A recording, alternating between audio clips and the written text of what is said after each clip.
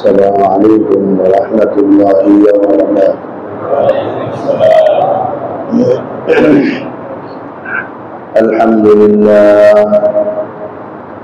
الحمد لله نحمده ونستعينه ونستغفره ونؤمن به ونتوكل عليه ونعوذ بالله من شرور أنفسنا ومن سيئات أعمالنا.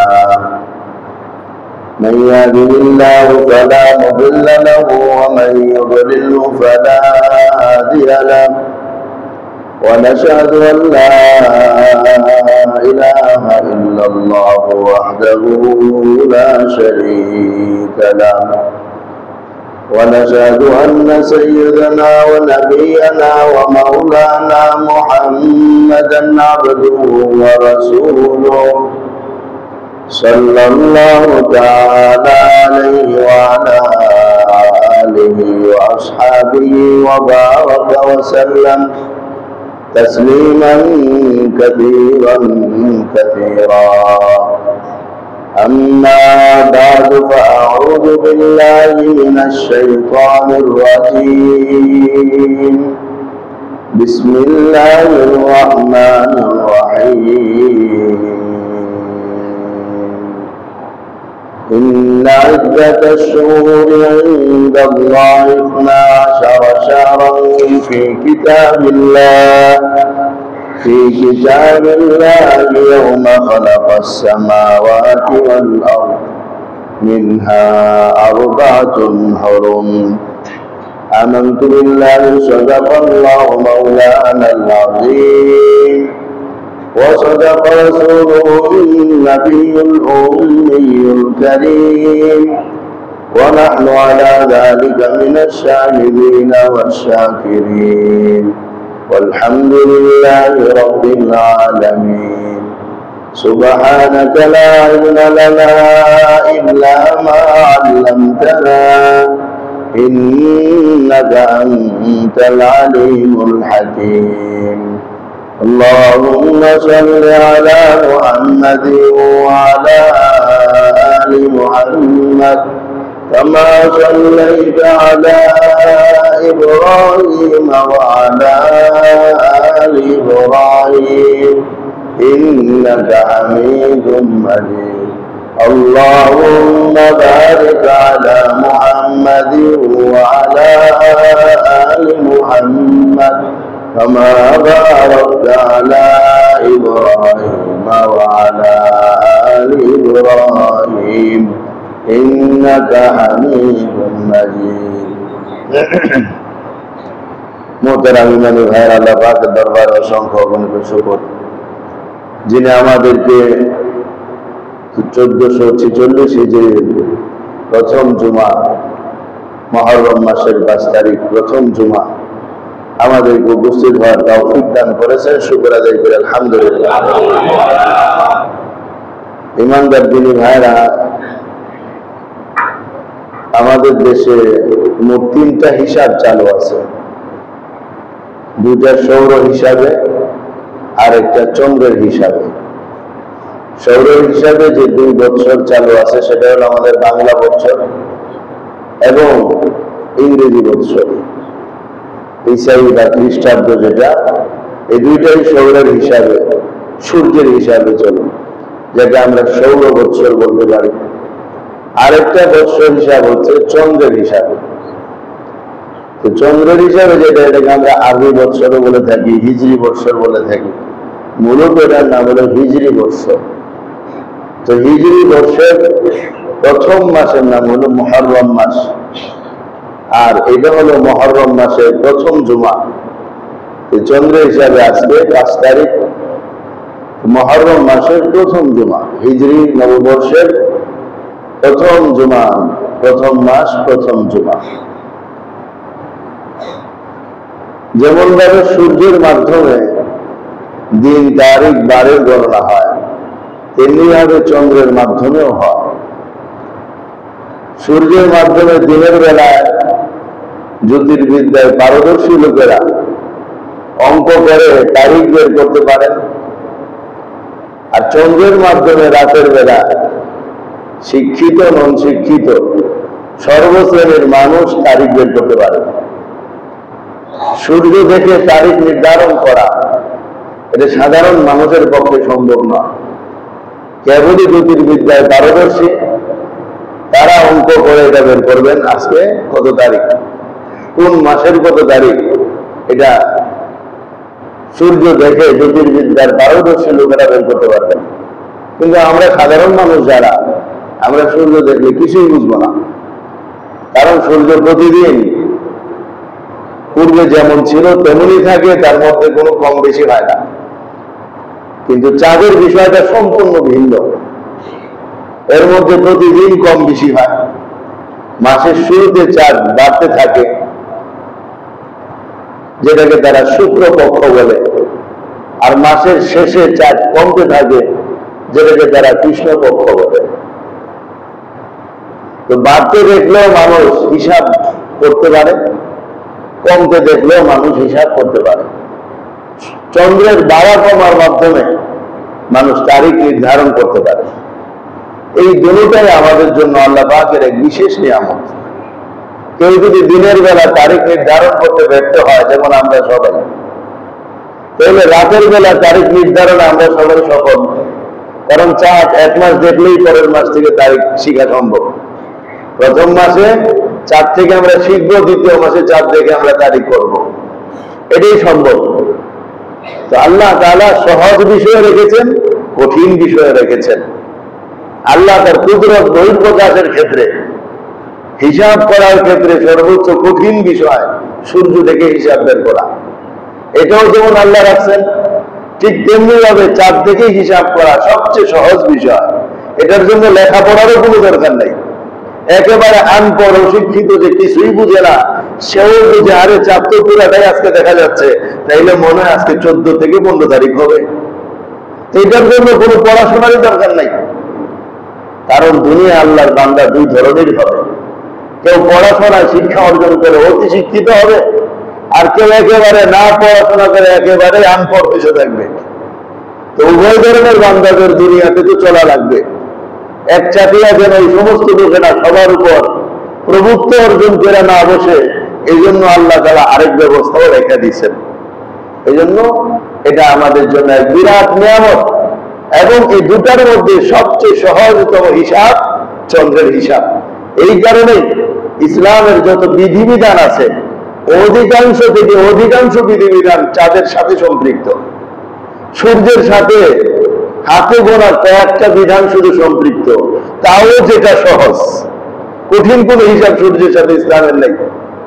যেমন সূর্য যখন উঠবে, ফজরের নামাজের টাইম শেষ, এটা তো একেবারে সহজ। এটা বোঝার জন্য কি পড়ালেখার দরকার আছে? তাকাইলেই দেখবে যে সূর্য উঠে গেছে। ঢাকা শহরে না দেখো, গ্রাম দেশে তো দেখবে। সূর্য যখন ডুবে যাবে তো মাগরিবের সময় শুরু, সবাই এটা পরিষ্কার বুঝতে পারে। এবং 5 ওয়াক্ত নামাজ, সাহারি, ইফতারি, এই কয়টা জিনিসই শুধু সূর্যের সাথে সম্পৃক্ত। আর বাকি যত ইসলামের বিধান আছে সব চন্দ্রের সাথে সম্পৃক্ত। উভয়টাই আমাদের হিসাবের জন্য সময় নির্ধারণ। এই বিশাল নিয়ামত আল্লাহ তাআলা দান করেছেন। এর মধ্যে সহজতম সময় নির্ধারক হচ্ছে চন্দ্র। আর এটাকে কেন্দ্র করে যে মাস তৈরি হয়েছে সেটাই হলো আরবি মাস বা হিজরি মাস। তো হিজরি মাসের এটা প্রথম বছর, প্রথম মাস, হিজরি বছর প্রথম মাস। আমাদের সন্তানেরা হিজরি বছরের প্রথম মাস চিনে না, ওরা চিনে জানুয়ারি, ফেব্রুয়ারি, সব বুঝে। কিন্তু হিজরি বছরের প্রথম মাস, হিজরি বছরের শেষ মাস, 12 মাসের নাম, আরবি মাসের নাম, হিজরি মাসের নাম বলতে পারবে এমন মুসলমান এবং মুসলমানের সন্তান কম না বেশি? অথচ এটা, এই সনটা আমাদের ধর্মের সাথে সম্পৃক্ত, এই সনটার সাথে আমাদের ইবাদতের সাথে সম্পৃক্ততা রয়েছে। তো এটা হিসাব রাখা, হিসাব শিখা, হিসাব বুঝা, এটা হলো ফরজে কিফায়া। ভাই কি এটা? ফরজে কিফায়া। কিছু মুসলমানের হিসাব রাখলে বাকিরা তো গুনাহ থেকে বেঁচে যাবে, কিন্তু সবাই যদি হিসাব রাখে তাহলে সওয়াবের অধিকারী হবে। আল্লাহ আমাদের বুঝার তৌফিক দান করেন, আমল করার তৌফিক দান করেন। কুরআনুল কারীমে আল্লাহ তাআলা ইরশাদ করেন, আল্লাহর কাছে মাসের হিসাব হলো 12টা। যেদিন থেকে আল্লাহ পৃথিবীকে সৃষ্টি করলেন সেদিন থেকেই এই যে কোরআনের এক ঘোষণা, আপনি চিন্তা করে দেখেন পৃথিবীতে বিজ্ঞানের কত উৎকর্ষতা তৈরি হয়ে আছে, কিন্তু মাসকে 13টা বানাইতে পারে নাই, এবং মাসকে কেউ 11টা বানাইতে পারে নাই। যেই মাসই বানান তাকে 12 মাসই বানাইতে হবে, বাইরে সে যাওয়ার কোনো ক্ষমতা নাই। তো 12টা মাস আল্লাহ তাআলা দান করেছেন। আর এই 12টা মাস একরকম না, এক একটা মাস এক একটা মাসের তুলনায় ভিন্নতা রয়েছে। যেমন রমজান মাসের ভিন্নতা আমরা সবাই জানি, এটা অনেক শ্রেষ্ঠতম মাস, ইবাদতের মাস। জিলহজ মাসের ব্যাপারে আমরা জানি, এটা বড় গুরুত্বপূর্ণ মাস, হজের মাস। ঠিক তেমনি ভাবে মুহররম মাস অত্যন্ত মর্যাদাপূর্ণ, গুরুত্বপূর্ণ, যার নামটাই বুঝায় মুহররম অর্থ হলো সম্মানিত। মুহররম মাস হলো সম্মানিত মাস, যার কথা আল্লাহ কোরআনের মধ্যে বলছেন মিনহা আরবাআতুন হুরুম। এই 12 মাসের মধ্যে 4টা মাসকে আল্লাহ বড় সম্মানিত করেছেন। এর মধ্যে একটা মাসের নাম হলো মুহররম মাস। মুহররম মাস অত্যন্ত সম্মানিত এক মাস। মুফাসসিরিনে কেরাম এই আয়াতের ব্যাখ্যায় বলেন, যে ব্যক্তি মুহররম মাসে আল্লাহ তাআলার ইবাদত বন্দেগী বেশি বেশি করবে, আল্লাহ তাআলা তাকে সারা বছর বেশি বেশি ইবাদত বন্দেগীর তৌফিক দান করবেন। আর যে ব্যক্তি এই মাসে গুনাহ থেকে বিরত থাকার চেষ্টা করবে, আল্লাহ তাআলা তাকে সারা বছর গুনাহ থেকে বেশি বেশি বিরত থাকার তৌফিক দান করবেন। এই মাস অত্যন্ত মুবারকপূর্ণ, বরকতপূর্ণ। বরকতপূর্ণ এই মাসের মর্যাদা প্রত্যেক মুসলমানের হৃদয়ে আছে। কেবলমাত্র শিয়া সম্প্রদায়ের লোকদের কাছে এই মাসের কোনো মর্যাদা নাই। তারা এই মাসটাকে সুখের মাস এবং কুলক্ষণের মাস এবং কপাল পোড়ার মাস মনে করে। এই কারণে তারা এই মাসে বিবাহ বন্ধনে আবদ্ধ হওয়াকে খুবই অমঙ্গলজনক বিষয় মনে করে। কিন্তু যেহেতু শিয়ারাও আমাদের সমাজে বসবাস করে, তাদের কথা কাহিনীও আমাদের কানে চোখে পড়ে, এই জন্য দেখা যায় আমাদের সমাজের অনেক মানুষের ভিতরে এমন একটা কথার প্রচলন আছে, মুহররম মাসে বিয়ে করা ঠিক না, মুহররম মাসে বিয়ে করা ঠিক না। এটা সম্পূর্ণ শিয়াই চিন্তা চেতনা ভাই, এটা শিয়াদের বিশ্বাস। এটা এই মাস অত্যন্ত সম্মানিত, গুরুত্বপূর্ণ, ভালো মাস। এই জন্য এই মাসে এরকম কোন কুলক্ষণ এই মাসের মধ্যে নাই। কোন মাসের মধ্যেই কোন কুলক্ষণ নেই। ইসলামে কুলক্ষণকে নিষেধ করে দেওয়া হয়েছে, কিন্তু এরা এই মাসটাকে কুলক্ষণের মনে করে যে এই মাসটাই কুলক্ষণ। অথচ হাদিস শরীফের মধ্যে আসছে আফজালুস সিয়ামি বাদা রমাদান শাহরুল্লাহিল মুহররম ওয়া আফজালুস সালাত বাদাল ফরিযা সালাতুল লাইল। হুজুর আকরাম সাল্লাল্লাহু আলাইহি ওয়াসাল্লাম হাদিস সহিহ মুসলিম 2755 নম্বরে বর্ণিত হয়েছে। আল্লাহ নবী ইরশাদ করেন, রমজান মাসের পরে শ্রেষ্ঠতম রোজা হচ্ছে আল্লাহর মাস মুহররম মাসের রোজা। তাহলে রমজানের রোজা হলো সবচেয়ে শ্রেষ্ঠ। এই শ্রেষ্ঠর পরে শ্রেষ্ঠতম রোজা হলো মুহররম মাসের রোজা, কারণ এটা আল্লাহর মাস। এই 12 মাসের মধ্যে একটা মাসকে আল্লাহ নিজের মাস হিসাবে আখ্যায়িত করেছেন, সেটা হলো মুহররম মাস। তাহলে এই মাসকে কুলক্ষণে মনে করা, এই মাসকে ক্ষতিকর বিষয় মনে করা, এটাই হাদিস বিরোধী কথা নাকি হাদিসের অনুকূলের কথা ভাই? আর ফরজ নামাজের পরে সবচেয়ে শ্রেষ্ঠতম নামাজ হচ্ছে তাহাজ্জুদের নামাজ। কোন নামাজ ভাই? এইটা হলো এই হাদিসের দুটো অংশ, একটা মুহররম মাস সম্পর্কে আর একটা তাহাজ্জুদের নামাজ সম্পর্কে। তাহলে এই মাসে যে কেউ যে কোনো রোজা, যে কোনো একটা রোজা, 2টা রোজা, 4টা রোজা, 10টা রোজা, আশুরার রোজা রাখলেই আল্লাহর কাছে এটা অত্যন্ত গুরুত্বপূর্ণ এবং রমজানের পরেই শ্রেষ্ঠতম রোজা হিসাবে সাব্যস্ত হবে। আরেক হাদিসের মধ্যে আসছে মুহররম মাসের ফজিলত এবং মর্যাদা রোজা রাখার ক্ষেত্রে। কেউ যদি এই মাসে রোজা রাখে, একটা রোজা এমনি, অথবা 2টা অথবা 3টা, যার যে কত মনে চায় রাখলো, কি পরিমাণ সওয়াব হবে? আল্লাহ নবী বলেন, মান সামা ইয়াওমান মিনাল মুহররম ফালাহু বিকুল্লি ইয়াওমিন 30 ইয়াওমা। তাবরানী শরীফের হাদিস 963 নম্বর। আল্লাহ নবী সাল্লাল্লাহু আলাইহি ওয়াসাল্লাম ইরশাদ করেন, যে ব্যক্তি মুহররম মাসে একটা রোজা রাখবে, আল্লাহ রাব্বুল আলামিন তাকে অন্যান্য মাসে 30টা রোজা রাখার সমান সওয়াব দান করবেন। এই মাসে একটা রোজা রাখলে অন্য মাসের কয়টা ভাই? তো এই মাসের 2টা রাখলে অন্য মাসের কয়টা? এই মাসে 3টা রাখলে অন্য মাসের কয়টা? এই মাস পুরাই যদি কেউ রোজা রাখে তো কত বছর রোজা রাখার সমান সওয়াব চলে আসতে থাকবে। কতটা দামি এই মাসটা। এই মাসের মধ্যে একটা দিন আছে যে দিনকে আশুরার দিন বলা হয়। আশুরার দিন বলা হয়। আশুরার দিনের বিশেষ তাৎপর্য আছে। এই দিনে আল্লাহ রাব্বুল আলামিন থেকে বেশ কিছু কুদরত বহিঃপ্রকাশ হয়েছে। তবে এই দিনকে নিয়ে বহু গল্প কাহিনীও আছে। সব কিছুই বড় ধরনের কিছু হলেই মানুষ বলে এটা আশুরার করবা। বরং আশুরার ব্যাপারে হাদিস শরীফে যেগুলো আছে আমরা সেগুলোই বলি। আদম আলাইহিস সালামের সৃষ্টির বিষয় আছে, হযরত মূসা আলাইহিস সালাম ফেরাউন থেকে মুক্তি লাভের বিষয় আছে, এবং পরবর্তীতে এই দিনে কিয়ামতের ঘোষণার কথা আছে। আশুরার দিনের বিশেষ তাৎপর্য আছে। এই দিনে রোজা রাখা, আশুরার দিনে রোজা রাখার ব্যাপারে আলাদা সওয়াবের কথা হাদিস শরীফে বর্ণিত আছে। আল্লাহ নবী বলেন, ইন কুনতা সাইমান বাদা শাহরি রমাজান ফাসুমিল মুহররম ফাইন্নাহু শাহরুল্লাহ। তুমি যদি রমজানের পরে অন্য কোন মাসে রোজা রাখতে চাও তাহলে মুহররম মাসে রোজা রাখো, কারণ এটা হলো আল্লাহর মাস। ফিহি ইয়াউমুন তাবা ফিহি আলা কওমিন ওয়া ইয়াতুবু ফিহি আলা কওমিন আখারিন। ওই মুহররম মাসে এমন একটা দিন আছে যেই দিন আল্লাহ রাব্বুল আলামিন অতীতের এক জাতির তওবা কবুল করেছিলেন। অতীতের এক জাতির তওবা কবুল করেছিলেন, অর্থাৎ বনি ইসরাইলের তওবা কবুল করে ফেরাউনের জুলুম আর নির্যাতন থেকে মুক্তি দান করেছিলেন। ফেরাউনকে আল্লাহ রাব্বুল আলামিন পানির মধ্যে চুবায়া মেরে ফেলেছিলেন।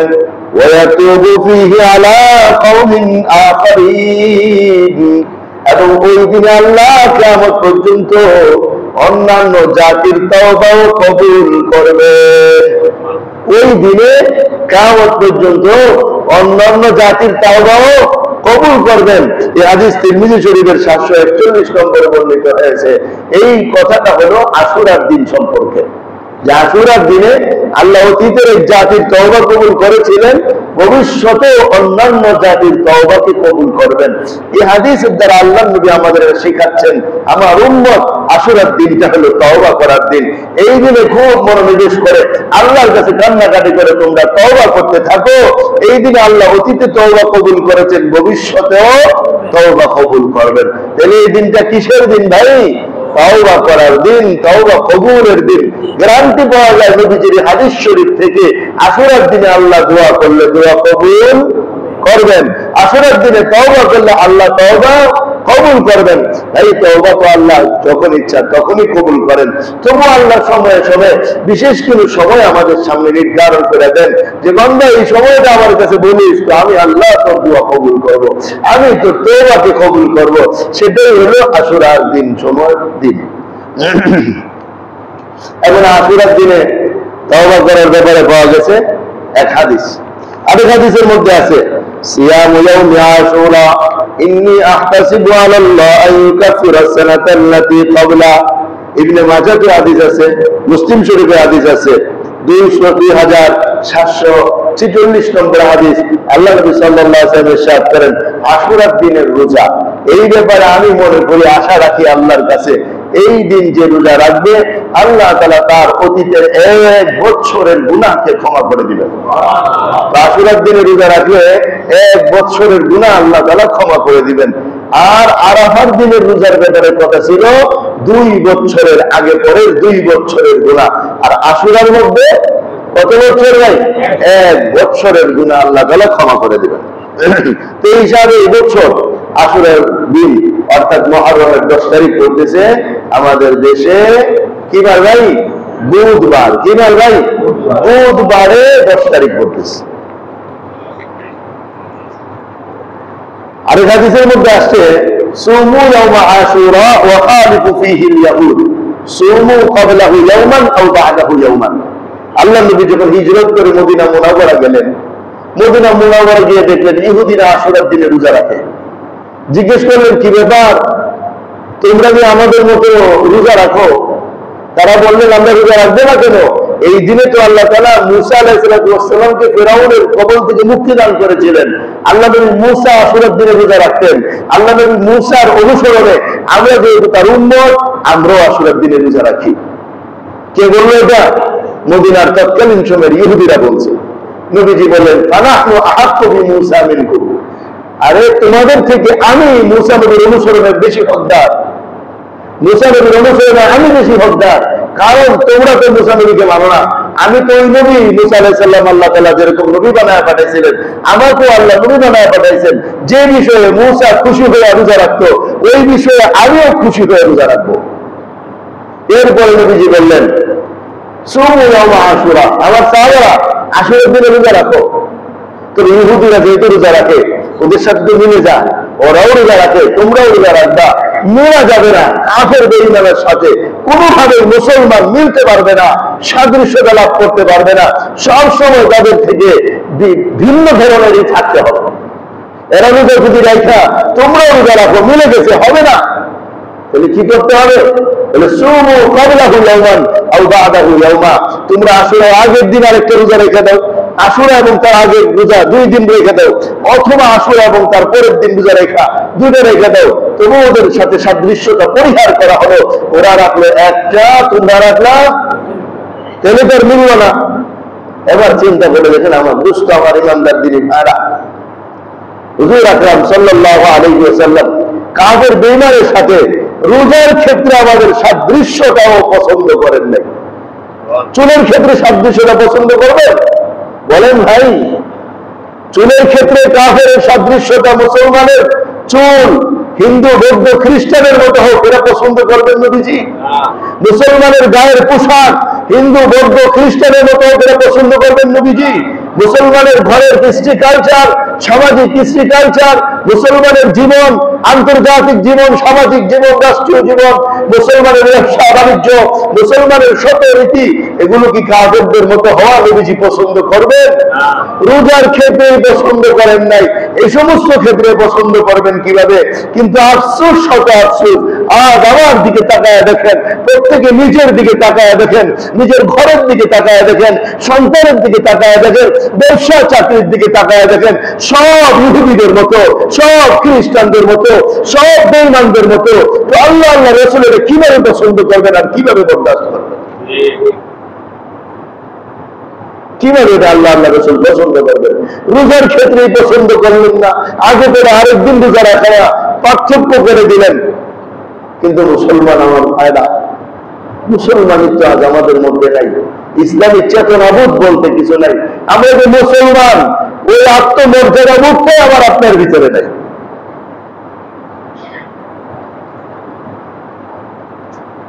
নিজেদের ভিতরে আত্মমর্যাদা বোধ পয়দা করি, আমরা মুসলমান। জি, সবকিছু থেকে আমরা স্বতন্ত্র, আমাদের আলাদা স্বতন্ত্রতা আছে, আমাদের স্বকীয়তা আছে, আমাদের চলার ধরন আছে, বলার ধরন আছে, আমাদের ব্যবসার আমাদের নবীর সুন্নত আছে, আমাদের চাকরি আমাদের নবীর সুন্নত আছে, আমাদের রাষ্ট্র পরিচালনা আমাদের নবীর তরিকা আছে, আমাদের যুদ্ধ জিহাদে আমাদের নীতি আছে। কোনটা আমাদের বাইরে না। কেন আমরা নিজের অনুসরণ করছি আর নিজেদেরকে পৃথিবীর ইতিহাসে রাস্তা করে বিক্ষিপ্ত করছি? জিন্দিগিতেও সেখান থেকে উঠে আসা সম্ভব হবে না যতদিন পর্যন্ত প্রিয় নবী সাল্লাল্লাহু আলাইহি সাল্লামের আদর্শের অনুকরণ না হবে। কসম খোদার, লিখে রাখতে পারেন, রক্ত দিয়েও যদি কেউ লিখে রাখে তবুও মিথ্যা হবে না। আল্লাহ নবীর আদর্শ অনুসরণ করা ছাড়া, ইহুদি খ্রিস্টানদের বিরুদ্ধাচরণ করা ছাড়া মুসলমানের জীবনে শান্তি আসতে পারে না, আসতে পারে না। এই জন্য আয়নার সামনে নিজেকে দাঁড় করান, আরেকটা ইহুদির ছবি দাঁড় করান, দাঁড় করে নিজেকে পার্থক্য করেন। ইহুদিদের আদর্শ কি? আমার আদর্শের বিরুদ্ধে হতেই হবে, আর বিরুদ্ধে করার দরকার নেই। আমার আদর্শ হবে মুহাম্মদুর রাসূলুল্লাহ সাল্লাল্লাহু আলাইহি ওয়াসাল্লামের মতো। তবে আমি মুসলমান, পাক্কা মুসলমান, নয়তো আমি ভেজাল মুসলমান। ভেজাল মুসলমানে আজ আমরা বলে গেছি। স্বীকার তো করতে চাই না আমি যে ভেজাল, কিন্তু বাস্তবে আমি ভেজাল। হিসাব করলে বেরোবে আমি যে কত নম্বরের ভেজাল, কিন্তু স্বীকার করতে চাই না আমি যে একটা ভেজাল। আল্লাহ আমাদের বুঝার তৌফিক দান করে, অন্যের অসুখ দেখার আগে নিজের রূপটা চিহ্নিত করার তৌফিক দান করে। আমরা শুধু মানুষের রূপ চিহ্নিত করি, অমুকে ভালো না, অমুকের এই সমস্যা, তমুকের এই সমস্যা। আমার ভিতরে যে কত সমস্যা, আমি যে ডাক্তারখানায় যাওয়া দরকার এটা আর আমি বুঝতে চাই না। আল্লাহ আমাদের বুঝার তৌফিক দান করে। এজন্য ভাই দোস্ত, বুধবার বৃহস্পতিবার অথবা মঙ্গলবার বুধবার এই দুইটা রোজা রাখলে আশুরার রোজা হিসাবে আমরা একদিকে যেমন 1 বছরের গুনামাফের সওয়াব, গুনামাফ পেয়ে যাব, সেই সাথে আরো কয়টা রোজার সওয়াব পাবো ভাই? আরো 60টা রোজার সওয়াব পাবো। 2 দিন না, আরো 60টা রোজার সওয়াব পাবো। কি বলেন ইনশাআল্লাহ? 1 মাস রোজা রেখে 1 মাসের সওয়াব পাওয়া যায়, আর আশুরার 2 রোজা রাখলে 2 মাসের সওয়াব পাওয়া যায়। আল্লাহ কত বড় মেহেরবান আর কত বড় দয়ালু, আমাদেরকে কত ভাবে আমল করাইতে চান, কত ভাবে আমাদের বন্দিগি করাইতে চান, যে বান্দা খালি বন্দিগি করতে থাকো। কারণ 60-65 বছরের জিন্দিগি, এর মধ্যে 15-20 বছর তো এমনি চলে যায়, আবার বার্ধক্যের কারণে আরো কিছু বছর এমনি চলে যায়, মাঝখানে কয় বছর আর 30-40 বছরের একটা জীবন থাকে।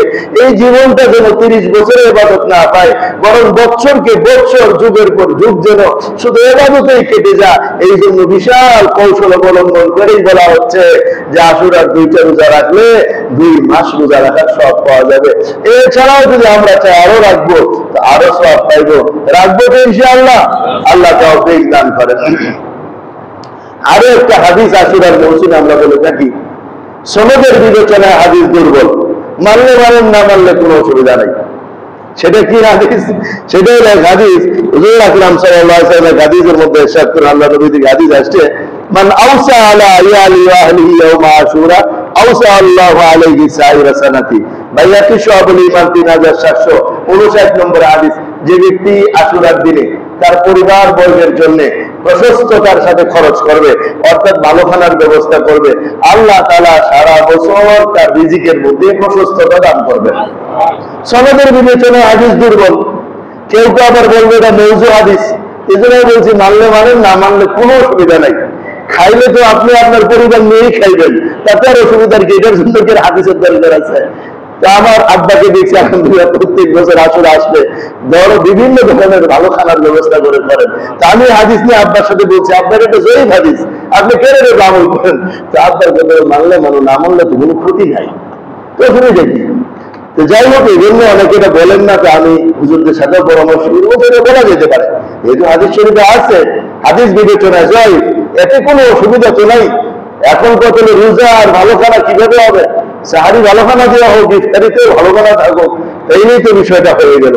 তো আশুরার দিনের 3 আমল, রোজা রাখা, তওবা ইস্তিগফার করা এবং ভালো খানার ব্যবস্থা করা। আল্লাহ আমাদের আমল করার তৌফিক দান করেন। এই আশুরাকে কেন্দ্র করে আমাদের দেশে শিয়া সম্প্রদায়ের কিছু কার্যক্রম আছে, যা সম্পর্কে আমাদের জানা ফরজ। না জানলে আমরা ঈমান হারা হওয়ার প্রবল সম্ভাবনা আছে। ওই সমস্ত লোকেরা নিজেদেরকে বলে আমরা শিয়া, আমরা আমাদেরকে কি বলি ভাই? আমরা কি মুসলমান? আমরা কি মুসলমান? আমরা কি মুসলমান? আর তারা বলে আমরা শিয়া, আরেকদের বলে আমরা কাদিয়ানি, আরেকদের বলে আমরা অমুক, আমরা তমুক। এরা কেউ নিজেদেরকে সিরিফ মুসলমান বলে না, এরা মুসলমানের সাথে অন্য শব্দ লাগায় বলে। কোনো শব্দ লাগানোর দরকার নাই, ডাইরেক্ট মুসলমান হও। কোরআনুল কারীমে আল্লাহ তো মুসলমান হওয়ার জন্য নির্দেশ দান করছে, ইয়া আইয়ুহাল্লাযীনা আমানু আমিনু, হে ঈমানদাররা ঈমান আনো, হে ঈমানদাররা ঈমান আনো, হুয়া সাম্মাকুল মুসলিমিন, তোমাদের জাতির পিতা ইব্রাহিম আলাইহিস সালাতু ওয়াস সালাম তিনি তোমাদের নাম রাখছে মুসলমান। কিয়ামত পর্যন্ত আমরা থাকবো মুসলমান, অন্য কোনো নাম যেন আমাদের মধ্যে না আসে, কোন নামের সাথে যুক্ত করার কিছু নাই। কেউ বলে আমরা শিয়া মুসলমান, কেউ বলে আমরা আহমদী মুসলমান, কেউ বলে আমরা কাদিয়ানি মুসলমান, কেউ বলে আমরা ঈসাই মুসলমান। এই সবই বেঈমান, কোনটাই মুসলমান না। একমাত্র যে বলে আমি মুসলমান সেই মুসলমান। এখন এই শিয়াদের সাথে আশুরার কি সম্পর্ক? শিয়াদের জন্ম উৎপত্তি শুনলে আপনি পরিষ্কার বুঝবেন এরা কারা। এদের পরিচয় কিতাবের মধ্যে পাওয়া যায়। হযরত উসমান রাদিয়াল্লাহু তাআলা আনহুর খেলাফতের কালে, খেলাফতের যুগে ইয়ামেন থেকে আব্দুল্লাহ ইবনে সাবা নামক এক ইহুদি পণ্ডিত মুসলমানদের মধ্যে বিশৃঙ্খলা এবং মুসলমান জাতিকে ধ্বংস করার উদ্দেশ্যে মদিনা শরীফ আগমন করে ইসলাম গ্রহণ করে বাহ্যিকভাবে। ইসলাম গ্রহণ করে মদিনার গ্রামগঞ্জে ছড়িয়ে নিজেকে বিলিয়ে দিয়ে দাওয়াতের কাজ শুরু করে। কিসের দাওয়াত? মানুষের কানে কানে বলতে আরম্ভ করে আমাদের নবী মুহাম্মদ রাসূলুল্লাহ সাল্লাল্লাহু আলাইহি সাল্লাম, ওনার পরে প্রথম এবং প্রধান খলিফা হওয়ার কথা ছিল হযরত আলী। কারণ হযরত আলী নবীর আত্মীয়, রক্তের সম্পর্কের আত্মীয়। হযরত আবু বকর রক্তের সম্পর্কের আত্মীয় না, হযরত ওমর রক্তের সম্পর্কের আত্মীয় না, হযরত উসমান রক্তের সম্পর্কের আত্মীয় না। আর পূর্ববর্তী কিতাবগুলোর মধ্যে এই কথা লেখা ছিল, মিথ্যা কথা বলতেছি, যা বলতেছি ওদের বানানো কথা। পূর্ববর্তী কিতাবে এই কথা লেখা ছিল যে প্রত্যেক নবীর একজন ওসি, একজন প্রতিনিধি থাকবে, আর আমাদের নবীর ওসি হচ্ছেন হযরত আলী। সুতরাং হযরত আলীকে প্রথম খলিফা না বানাইয়া হযরত আবু বকর, ওমর, উসমান জুলুম করছে, মুসলিম জাতি জুলুম করছে। এই জুলুম থেকে মানুষকে বাঁচায়া গুনাহমুক্ত করার জন্য হযরত আলীকে এই মুহূর্তে ক্ষমতার মস্তদে বসানো দরকার, আর হযরত উসমানকে উৎখাত করা দরকার। এই কাজ না করলে কিয়ামতে আমরাও নবীর কাছে জবাব দিতে পারবো না। নাউজুবিল্লাহ বলেন। এই সমস্ত কথা গ্রামগঞ্জের যে কোনো মানুষই শুনে তারাই বলে এই সমস্ত কুফুরি কথা আমার কানে বইল না, এই সমস্ত কুফুরি কথা আমার কানে দিও না। এই বেচারা মদিনা শরীফ কিছুদিন ঘোরাঘুরি করে দেখলো মদিনা এই ষড়যন্ত্র করার সুযোগ নাই। চলে গেল সে প্রথমে মিশর, সেখানেও পারল না। এরপরে চলে গেল বসরা, সেখানেও পারল না। এরপরে আরো কিছু মুসলিম অধ্যুষিত এলাকায় যাওয়ার পরে যখন পারল না, পুনরায় আবার মিশর আইসা সরল মনা বোকা মানুষদেরকে নিয়ে, যারা ধর্মের প্রতি তেমন আগ্রহী না, পিছায় পিছায় থাকে, কিছু মানুষ থাকে না ভাই, এই সমস্ত মানুষদেরকে কান পড়া দেয়া সে রাজি করলো। এরা একটা টিম তৈরি হয়ে গেল। আসলে তো ঠিকই। এখন তারা সুযোগ খুঁজতে থাকলো কোন সময় কাজটা করা যায়। হজের সময় সবাই যখন হজের সফরে চলে গেল, ঠিক এই সময়টা তারা বিদ্রোহের জন্য নির্ধারণ করে। মদিনা মুনাওয়ারা আইসা দারুল ইসলাম, অর্থাৎ যেটার মধ্যে হযরত ওমর হযরত উসমান রাদিয়াল্লাহু আনহু থাকতেন, দারুল খেলাফা, এটাকে অবরুদ্ধ করে হযরত হাসান হুসাইন পাহারাদার হয়ে কাজ করতেছিলেন। মদিনার সাহাবায়ে কেরাম অল্প কয়েকজন ছিলেন, এরা পাহারাদার হয়ে কাজ করতেছিলেন। বিদ্রোহীরা যখন তাকে পরিবেষ্টন করে ফেলল, ওনারা যা বললেন, হযরত হাসান হুসাইন আরো যারা ছিলেন যুবক, এরা বললেন আমিরুল মুমিনিন অর্ডার দেন, আমরা ওদের বিরুদ্ধে যুদ্ধ শুরু করে দিই। আমির বললেন না, আমি এই অর্ডার মদিনা মুনাওয়ারা দিতে পারবো না। এরা যদি আমাকে শহীদ করে ফেলে, শহীদ করে ফেলো, আমি অর্ডার দিতে পারবো না। আমার দ্বারা আল্লাহর নবীর এই এলাকার মধ্যে রক্তপাতের ঘোষণা হবে, এটা আমি মানবো না। উনি অর্ডার দিলেন না। এই বিদ্রোহী হযরত ওমর রাদিয়াল্লাহু তাআলা আনহু, হযরত উসমান রাদিয়াল্লাহু তাআলাকে নির্মম ভাবে শহীদ করে দেয়। শহীদ করে দেওয়ার পর তড়িঘড়ি করে এরা হযরত আলী কাররামাল্লাহু ওয়াজহার হাতে পায়ে ধরে তাকে খেলাফতের মসনদে বসায়া ঘোষণা দিয়ে দিল যে হযরত আলী এখন থেকে খলিফা। যোগ্য হিসাবে তিনি তখন ছিলেন এবং তিনি পরবর্তী খলিফা হতেন। এটা আল্লাহর নবীর বিভিন্ন হাদিস শরীফের দ্বারাও জানা যায়। কিন্তু ষড়যন্ত্রকারীরা এক সাহাবীর বিরুদ্ধে ষড়যন্ত্র করে আরেক সাহাবীর মহব্বত দেখায় নিজেদেরকে তারা তৈরি করছে। মূলত তারা ইসলামকে ধ্বংস করার এক গভীর নীল নকশা বাস্তবায়ন করার চেষ্টা করছে। এরপর থেকে মুসলিম উম্মার মধ্যে রকমারি যুদ্ধ, বিগ্রহ এবং বিভিন্ন ধরনের কর্মকাণ্ড চলতে থাকছে। আমার দোস্ত, আমার ইমানদার দিনী ভাইরা, সেই শিয়া সম্প্রদায়ের লোকদের কিছু আকীদা এবং বিশ্বাস আমি আপনাদের সামনে তুলে ধরছি। এই বিষয়গুলো আমাদের খুব মনোযোগ সহকারে শোনা এবং বোঝা দরকার। এক নম্বরের ভ্রান্ত আকীদা শিয়াদের, তারা মনে করে হযরত আলী হলেন ক্ষুধার রূপ। বলেন নাউজুবিল্লাহ। হযরত আলীর ভিতরে ক্ষুধারই আত্মা আছে। নাউজুবিল্লাহ। দুই, শিয়া সম্প্রদায়ের লোকেরা মনে করেন নবীজির পর থেকে নিয়ে কিয়ামত পর্যন্ত 12 জন ইমাম আসবে। কতজন? এই 12 জন ইমামই মানুষকে দিন দেখাবে, ইসলাম দেখাবে, এর বাইরে আর কেউ দেখাবে না। এই 12 জন ইমাম, এর 12তম ইমামের উপরে কিয়ামত সংঘটিত হবে। আর এই 12তম ইমাম জন্ম লাভ করেছেন 255 হিজরিতে। 5 বছর বয়সে তিনি ইরাকের সুররামান রাআ নামক পাহাড়ে আত্মগোপন করেছেন। তখনও পর্যন্ত তিনি পাহাড় থেকে বের হননি। কিয়ামতের আগে এই পাহাড় থেকে তিনি আত্মপ্রকাশ করবেন এবং মানুষকে সত্য এবং হকের কথা বলবেন, ফলে তার উপর কিয়ামত হবে। তিনি সর্বশেষ ইমাম বলেন নাউজুবিল্লাহ। সেই 5 বছর বয়সে পাহাড়ে ঢুকছে, এখনো বের হয় নাই। কত বড় হায়াত পাইছে উনি! এত বড় হায়াত তোমাদের নবীজিও পান না। আদমকে আল্লাহ দেন নাই, কোন নবীকে আল্লাহ দেন নাই, শিয়াদের ইমামকে আল্লাহ দিচ্ছেন। সত্য কথা না মিথ্যা কথা?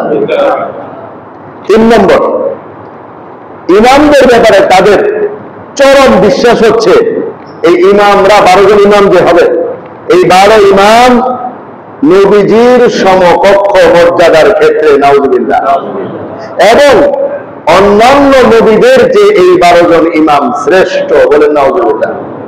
4, ইমামগণ হালাল হারাম করার অধিকার রাখেন। হালাল হারাম করার অধিকার তো আমাদের নবীজিকে আল্লাহ দেন নাই। হালাল হারাম করার একমাত্র মালিক কে? নবীজিকে আল্লাহ বলেছেন, ইয়া আইয়ুহান নাবী লিমা তুহাররিমু মা হাল্লাল্লাহু লাক। এই নবী, যেটাকে আল্লাহ বৈধ করছেন আপনি এটাকে অবৈধ করবেন কেন? তাহলে বুঝে গেছে নবীজিও হালাল হারাম করার মালিক না। হালাল হারাম করার মালিক কে? আর শিয়ারা বলতেছে তাদের ইমাম হালাল হারাম করার। ইমামগণ দুনিয়া ও আখিরাতের মালিক।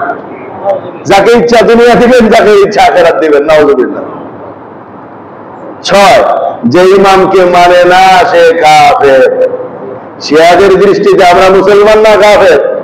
আমরা শিয়াদের ইমামদের মানি, তো আমরা তাদের দৃষ্টিতে কাফের না মুসলমান? আমরা তাদের দৃষ্টিতে সব কাফের।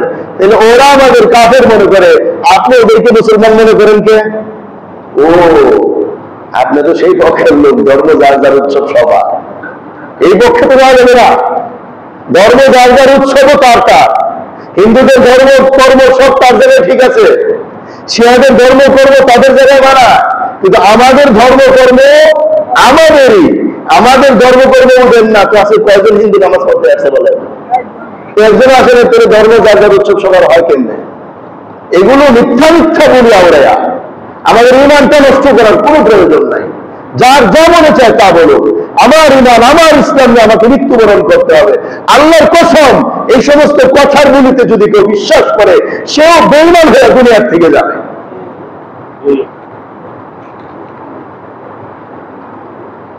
7, শিয়ারা মনে করে তারা সব নিষ্পাপ। সুবহানাল্লাহ, নাউজুবিল্লাহ। এরা সব নিষ্পাপ। কি জন্য নিষ্পাপ জানেননি?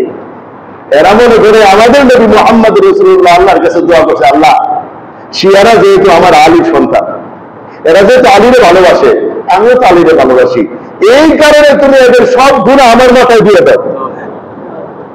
আর নবীর মাথায় এত গুনাহ, এটা তো আল্লাহ পছন্দ করবেন না। এই জন্য আল্লাহ নবীর গুনাহ মাফ করে দিচ্ছেন।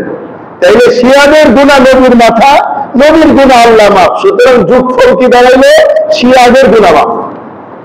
তাহলে যারা মনে করে আমাদের কোনো গুনাহ নাই, এরা যদি সন্ত্রাসী কার্যক্রম করে এদের কোনো সমস্যা আছে, এরা যদি মানুষের হক মাইরা খায় এদের কোনো দোষ আছে, এদের বিশ্বাস এদের কোনো গুনাহ নাই, এজন্য এরা যা মনে চায় তা করে। আর আমাদের বিশ্বাস আমাদের গুনাহ হয়, জাহান্নামে যাওয়া লাগবে, যা মনে চায় তা আমরা করতে। আমাদের বিশ্বাস আমাদের গুনাহ করতে দেয় না, সন্ত্রাসী করতে দেয় না, মদ খাইতে দেয় না, ব্যভিচার করতে দেয় না। আর ওদের বিশ্বাস সব করতে দেয়। কেন? সব গুনাহ যা করবে সব গুনাহ নবীর মাথায় যাবে, আর নবীর কারণে আল্লাহ মাফ করে দিবে। 8, সাবধান, ভালো করে শুনেন, কোন শিয়া যদি কারো কাছে ঋণ চায়, ঋণ দিয়েন না। কি জন্য ঋণ দিয়েন না? ওদের বিশ্বাস হলো ওরা যদি কারো ঋণ আদায় না করে মরে যায়, তাহলে মাহাদি আসবে না, শেষে ইনি নাকি দায়িত্ব সবার ঋণ পরিশোধ করে দিবে।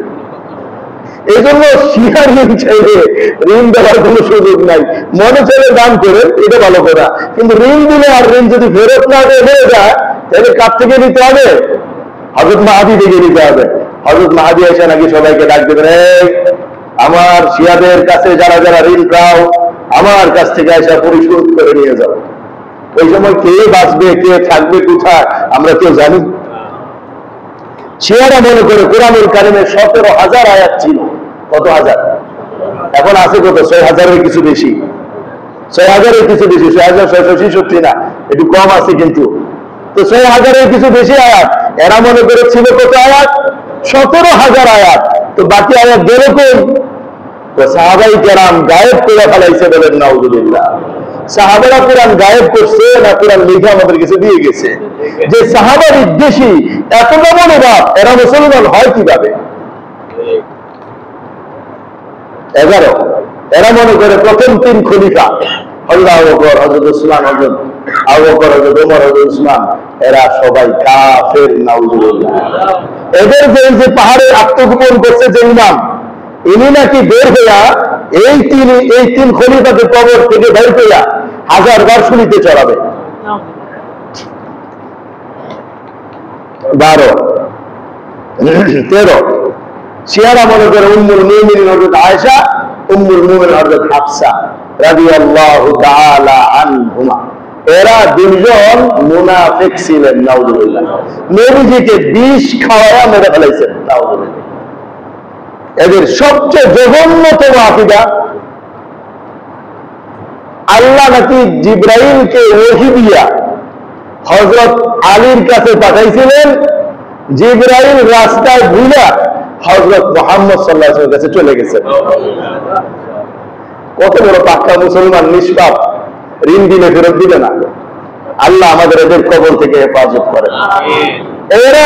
এরাই পরিচালনা করে আশুরার মুহররমের 10ই মুহররমে তাজিয়া নামক মিছিলটা। পরিচালকরা শিয়া, কিন্তু মিছিল করে যারা, এরা সব শিয়া না, এই আমগো সব মুসলমান। তামসা দেখতে যা, তামসা দেখতে যা। কেউ যা মিছিল করে ভাল লাগে, কেউ মানে একটা কিছু করে, এখন তো সব বন্ধ না, এটা আনন্দ ফুর্তি করে দিয়া, ঠিক না। এদের এই তাজিয়া মিছিল সম্পূর্ণরূপে নিষিদ্ধ, অবৈধ, কোরআন হাদিস বিরোধী কাজ। কেন? 1 নম্বরে ঢোল বাজায়, এবার ঢোলের আওয়াজ শোনা যেতেছে না, কম ঢোল বাজায়। এই ঢোল বাজানো ইসলামে নিষেধ। আল্লাহ নবী বলেন, ইন্নাল্লাহ হারামা আলাইকুল খামরা ওয়াল মাইসির ওয়াল কুবা। ভাই হাদিসে হাদিস আসছে, আল্লাহ মদ, জুয়া, ঢোল পিটানোকে হারাম করে দিয়েছেন। এরা ইবাদত মনে করে ঢোল পিটা জায়েজ নেই। 2 নম্বর, সুখ মিছিল বা র্যালি বের করে। তাজিয়ার যে মিছিলটা বের হয়, সুখ মিছিল। কিসের সুখ? হুসাইন রাদিয়াল্লাহু তাআলা যে কারবালার প্রাঙ্গণে শহীদ হয়েছেন, হযরত হুসাইন হযরত আলীর ছেলে, তারা মনে করে হযরত আলী, হযরত হুসাইন, হযরত ফাতেমা, তারপরে হযরত ইবনে আব্বাস, এরাই প্রয়োজন পাক পাঞ্জাতন। এই 5 জন ছাড়া বাকি সব বেঈমান। এই 5 জন ছাড়া বাকি সব বেঈমান। এই জন্য এদের সংগঠনের নাম হলো পাক পাঞ্জাতন। আছে আমাদের কোরআন ঢাকার মধ্যে আছে, পাক পাঞ্জাতন মানে পাক, 5 জন, তন মানে মানুষ। এই 5 জন মানুষই পবিত্র, আর বাকি সব অপবিত্র। তো এই এদের হুসাইন রাদিয়াল্লাহু শাহাদাতের কারণে এরা শোক মিছিল বের করে। 60 হিজরিতে হযরত হুসাইন রাদিয়াল্লাহু কারবালার ময়দানে শহীদ হন। আর এনার শাহাদাতের কারণে এত বছর পর এরা শোক মিছিল বের করে। এই শোক মিছিল বের করাই তো জায়েজ নাই। প্রত্যেকজন মুসলমানের জন্য কোন মানুষ মারা গেলে মাত্র 3 দিন শোক পালন করা যায়। কয়দিন ভাই? 3 দিন পরে আর কোন শোক পালন মুসলমানের জন্য জায়েজ নাই। আল্লাহর নবীর হাদিস অনুযায়ী হারাম এবং কবিরা গুনাহ। আর কোন নারীর স্বামী যদি মারা যায়, তাহলে তার শোক পালন 4 মাস 10 দিন। কতদিন ভাই? এই ইসলামের শোক পালনের বিধান নবীজি ইরশাদ করেন, লা ইয়াহিল্লু লিইমরাতিন তুমিনু বিল্লাহি ওয়াল ইয়াউমিল আখির তুহিদ্দু আলা মাইয়িতিন ফাওকা 3 ইল্লা আলা যাওজিন 4 আশহুরিন ওয়া 10। সহিহ বুখারী 5324 নম্বর হাদিস। কোন নারী যে আল্লাহর উপর ঈমান রাখে তার জন্য জায়েজ নাই কেউ মারা গেলে 3 দিনের বেশি শোক পালন করা। এরপরে যা বলেন, যদি নারীর স্বামী মারা যায় তাহলে 4 মাস 10 দিন। আর সর্বস্তরের মুসলমানের জন্য কয়দিন? 3 দিন। তাহলে পুরুষের স্ত্রী মারা গেলে 3 দিন শোক পালন করে 4th দিন বিয়ে করলে কোনো দোষ নাই। আর নারীর স্ত্রী মারা গেলে 4 মাস 10 দিন শোক পালন করার পর অন্যত্র বিয়ে হইতে হবে। এর আগে যদি বিয়ে বসে বিয়েই হবে না, বিয়েই হবে না। কারণ আল্লাহ যেটা না করে দিয়েছেন, এখানে তো আর বলার কোনো মুক্তি নাই। তিন, এরা সুদ পালন করতেছে এখন, এটা জায়েজ না জায়েজ? তিন, মাজার বক্স তৈরি করা। ঘোড়া থাকে, ঘোড়ার মধ্যে একটা বক্স থাকে, ওটার মধ্যে মনে করে হুসাইনি আত্মা আছে, হুসেনের আত্মা আছে। গায়েব কি হবে? হুসেন দেবে জানেন না আল্লাহ জানেন। আল্লাহ ছাড়া কেউ গায়েব জানে না। শিয়ারা বলে গায়েব হুসেন দেবে জানেন। এরা কোন সময় মিছিল বের করবো এই সময় উনি এসে আত্মা বসে রয়েছে এখানে। এইখানে যদি বসে থাকে তো ইরানে কে গেছে? ইরানেও তো মিছিল হইতেছে, পাকিস্তানেও তো মিছিল হইতেছে, আর ভারতেও তো হইতেছে, তো এক হয়ে গেছে। কত জায়গায় এক আত্মা যাবে?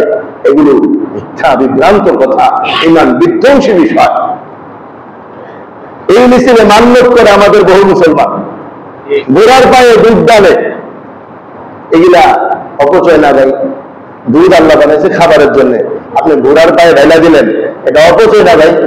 ইন্নাল মুবাজ্জিরিনা কানু ইখওয়ানা শায়াতিন, আল্লাহ কোরআনের মধ্যে বলে যারা অপচয় করে এরা শয়তানের ভাই।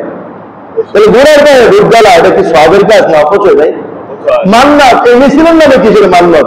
ওমা উমিরু ইল্লা লিয়াবুদুল্লাহ, একমাত্র আল্লাহর জন্য মান্নত হবে, আল্লাহর জন্য মান্নত হবে। কোন মাজারের নামে মান্নত না, কোন পীরের নামে মান্নত না, কোন হুজুরের নামে মান্নত না, না মান্নত এই বাবার নামে, না মান্নত হবে এই খাজা মঈনুদ্দিন চিশতির নামে, মান্নত হবে তার নামে। যার নামে মান্নত করে আল্লাহ ছাড়া সব বেঈমান হয়ে যাবে ভাই, সব বেঈমান হয়ে যাবে।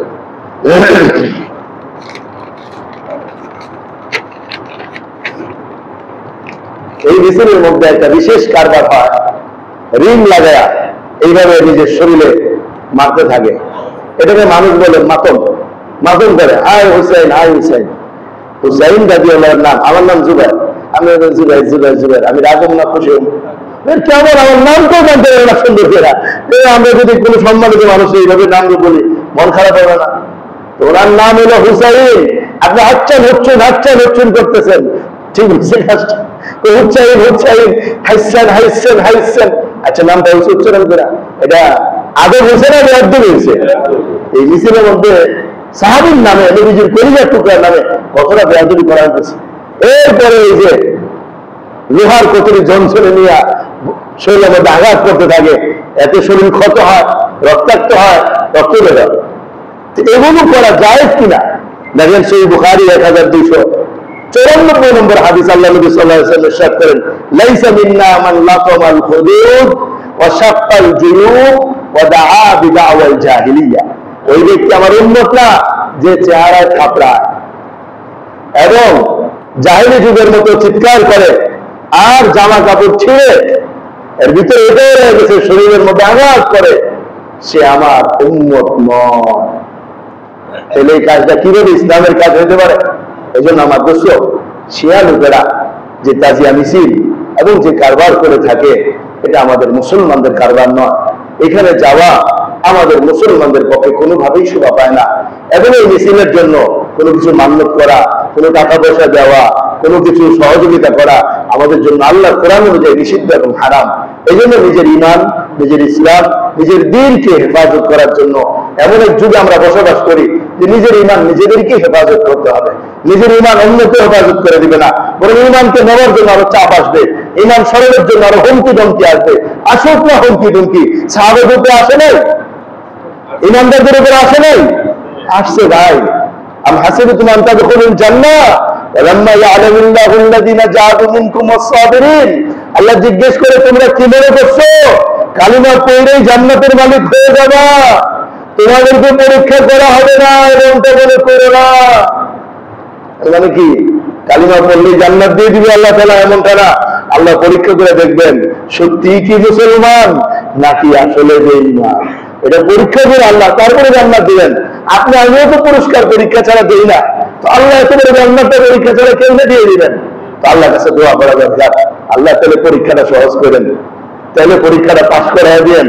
আপনি পাস না করলে তো আমরা আসলে পাস করতে পারবো না। আপনি হককে যদি হক হিসাবে না চিনান, আমরা কোনটা সত্য বুঝবো না। আপনি যদি মিথ্যাকে মিথ্যা হিসাবে বুঝার শক্তি না দেন, তাহলে কোনটা মিথ্যা আমরা বুঝবো না। ছেলেরা ধমকের সাথে আমাদের ইমান কোথায় যেন উড়ে যাবে। আল্লাহ আপনি আমাদের ইমানকে মজবুত করেন। এই জন্য নবীজি দোয়া শিখিয়েছেন, আল্লাহুম্মা আরিনাল হাক্কা হাক্কা ওয়ারযুকনা ইত্তিবাআ ওয়া আরিনাল বাতিলা বাতিলা ওয়ারযুকনা ইজতিনাবা। আল্লাহ হককে সত্যকে সত্য হিসাবে গ্রহণের যোগ্যতা দেন। আল্লাহ মিথ্যাকে মিথ্যা হিসাবে বর্জন করারও তৌফিক দান।